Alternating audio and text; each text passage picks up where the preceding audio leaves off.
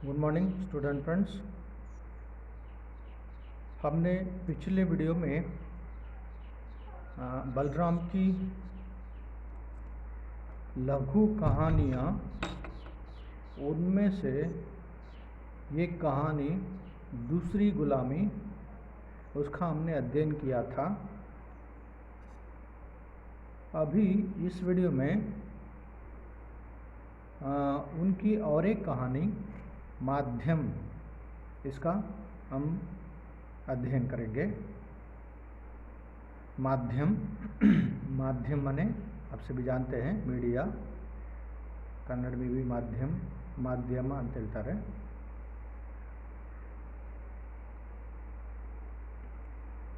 देखिए, दिनवा भगत के पास कुल जमा 10 बिस्वा जमीन थी। दिनवा भगत के पास कुल जमा 10 बिस्वा जमीन थी। 10 बीघा इस प्रकार जो बताया जाता है, उसी तरह का एक जो नाप है, जमीन को नापने का एक तरीका जो था वह बिस्वा। चौधरी का ट्यूबवेल लगा और उसके खेत को भी पानी मिला तो 10 बिस्वा जमीन ही उसका पेट भरने लगी। चौधरी का ट्यूबवेल लगा और उसके खेत को भी पानी मिला तो 10 बिस्वा जमीन ही उसका पेट भरने लगा।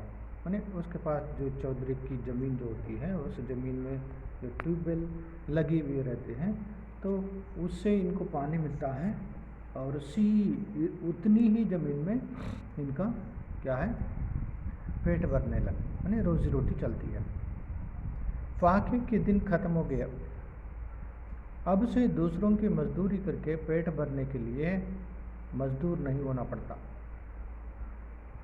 फाके के दिन खत्म हो गए, जिसकी वो कमी या जिस क्या कहते हैं संकट दुविधा के दिन या कष्टदायक दिन जो है ख़त्म हो गए, क्योंकि जितनी ज़मीन उसके पास होती है उसी ज़मीन से वह फसल बोता है, फसल पाता है और उसी से वह अपना परिवार जो है उसका पालन पोषण कर सकता है। इसीलिए अब क्या है, दूसरों की ज़मीन में जाकर के मजदूर के रूप में काम करने की कोई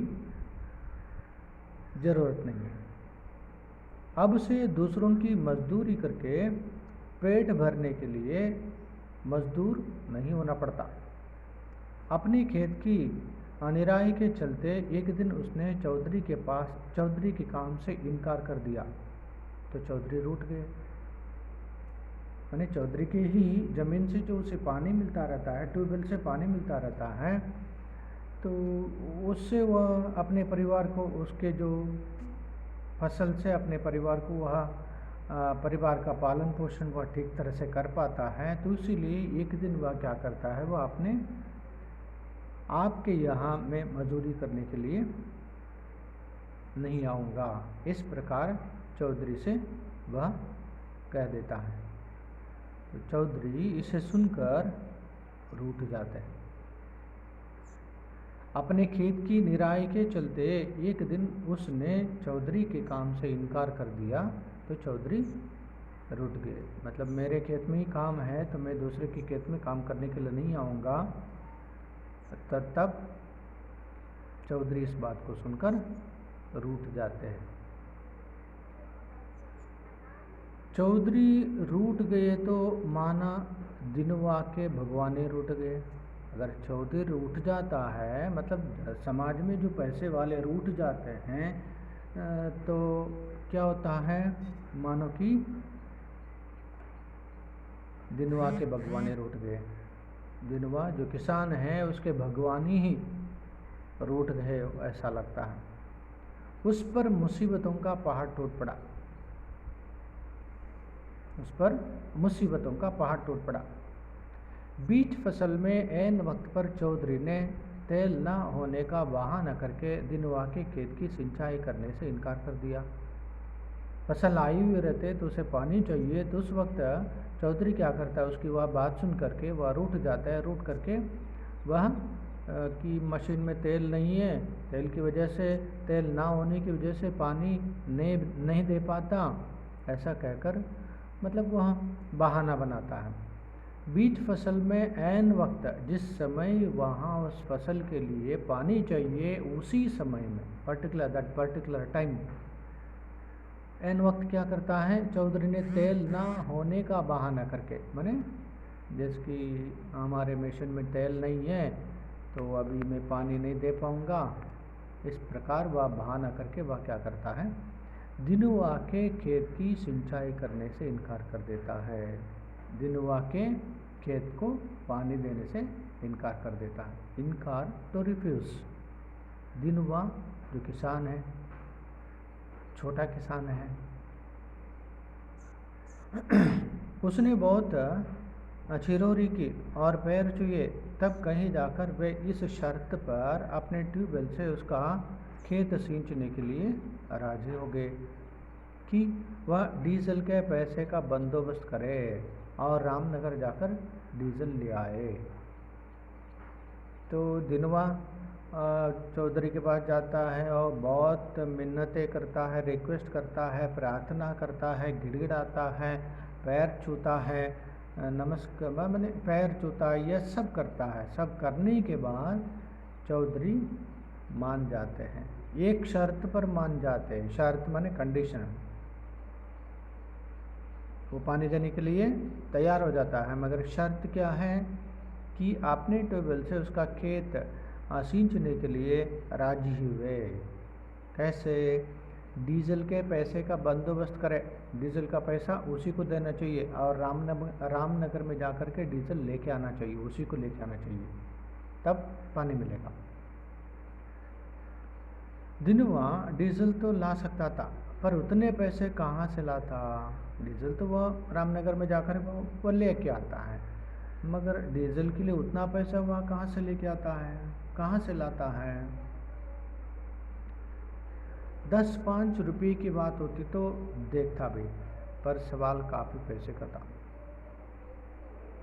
ಸ್ವಲ್ಪ ಹಣ ಆಗಿದ್ರೆ ತೊಂದರೆ ಇಲ್ಲ, तो यह क्या है, सवाल बहुत पैसे का था, तो डीजल के लिए बहुत पैसा देना पड़ता था। तो दिनवा के पास उतना पैसा, माने छोटा किसान है तो उसके पास उतना पैसा नहीं होता है, वह नहीं दे पाता। बड़ी उम्मीद लेकर वह सचान बाबू के पास गया।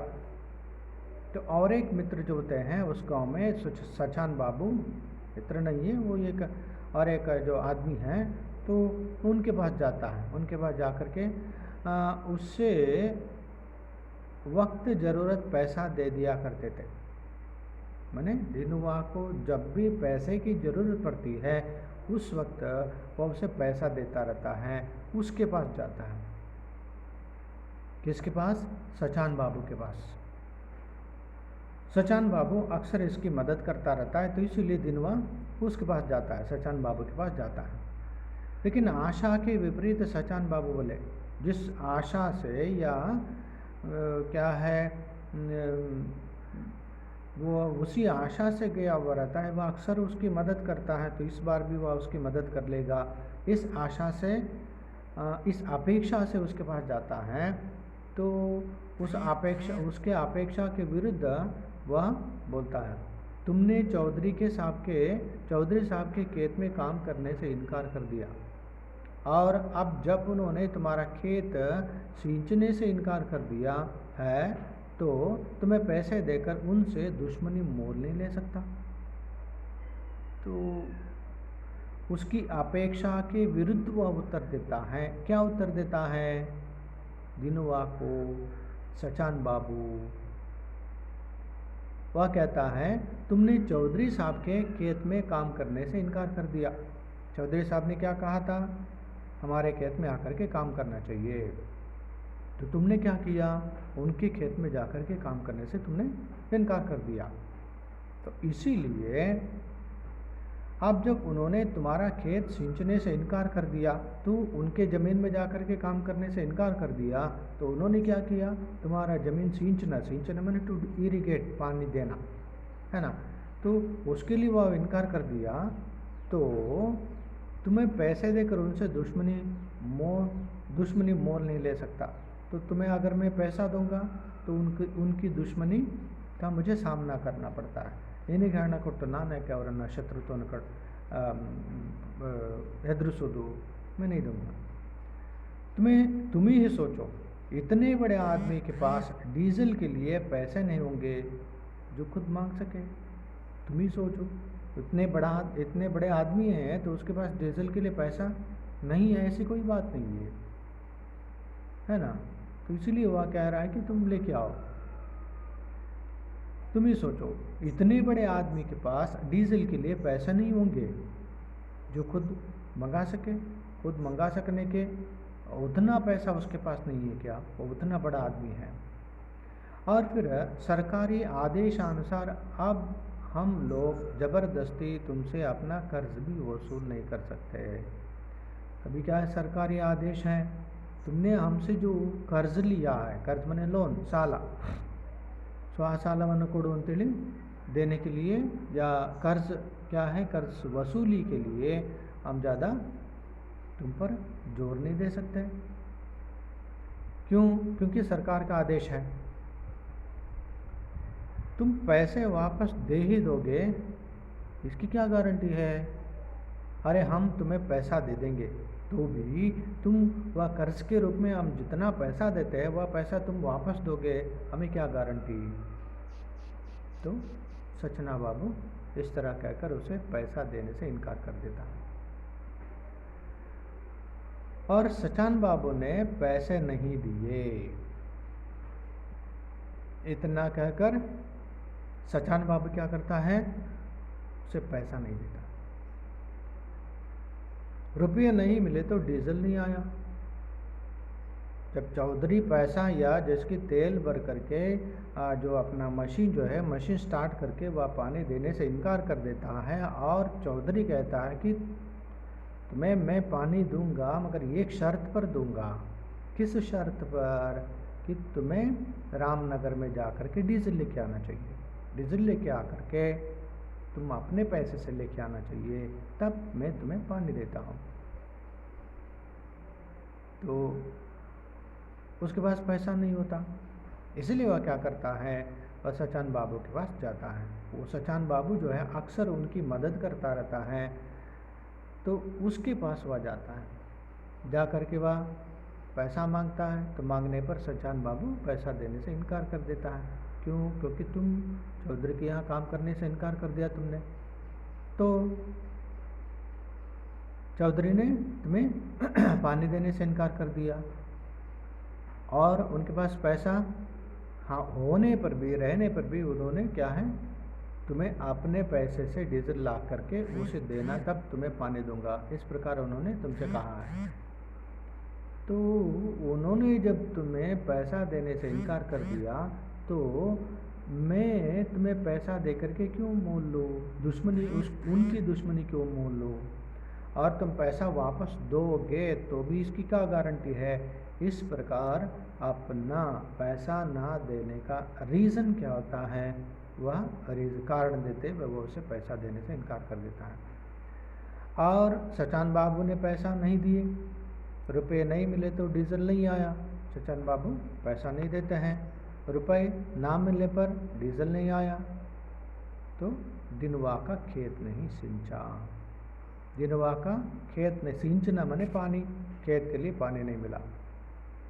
खेत नहीं सिंचा तो फसल सूख गई। जब जिस वक्त पर सिंचाई के लिए माने जिस वक्त पर खेत में पानी नहीं देते हैं, सिंचाई की व्यवस्था नहीं होती है, तो उस वक्त वह फसल सूख जाती है। उसी तरह यहाँ पर उसकी फसल सूख जाती है। और फसल सूख गई तो दिनवा के घर फिर से फाके पड़ने लगे। जब फसल सूख जाती है, दिनवा के घर में फिर से फाके पड़ने लगे। उनके घर में कमी होती है, खाने के लिए कुछ नहीं होता, और उनका परिवार पालन पोषण वह ठीक तरह से नहीं कर पाता। और तब से दिनवा भगत चौधरी की मजदूरी पर जा रहा है, बिला नागा। तब से जब उसके घर में फाके पड़ने लगे, तब दिनवा क्या करता है, फिर से चौधरी के घर में मजदूरी करने के लिए जाने लगे। तो मित्रों, यह हमारे भारतीय समाज में जिस प्रकार किसान की स्थिति होती है, इसका चित्रण इस कहानी के, इस छोटी सी कहानी में पूरे किसान का, और मतलब यहाँ पर दिनुआ सिर्फ दिनुआ ही नहीं है, दिनुआ हमारे पूरे भारतीय किसान का प्रतीक है। भारतीय किसान किस प्रकार के समस्याओं का सामना करते हैं, सामना करते हुए जिस प्रकार की अनिवार्य स्थिति में आकर के खड़े हो जाते हैं, और उस स्थिति में उनको और कोई चारा नहीं होता है, माने कोई उपाय नहीं होता है, उपाय के बिना उनको इस प्रकार की अपने आप को इस मजदूरी करने की स्थिति में डालना पड़ता है। इस प्रकार इस कहानी में कहानीकार मध्यम वर्ग के जो किसान जो होते हैं, गांव के किसानों की समस्या किस प्रकार की होती है, उनकी समस्या कभी भी हल ना होने वाली समस्या होती है, उन समस्याओं का चित्रण यहाँ पर कहानीकार इस कहानी के, इस छोटी सी कहानी के जरिए हमारे सामने प्रस्तुत करते हैं। तो मित्रों, यह आज के लिए इस वीडियो में इतना काफ़ी है। अगले वीडियो के साथ और एक वीडियो के साथ मैं आपके सामने उपस्थित होता हूँ। धन्यवाद।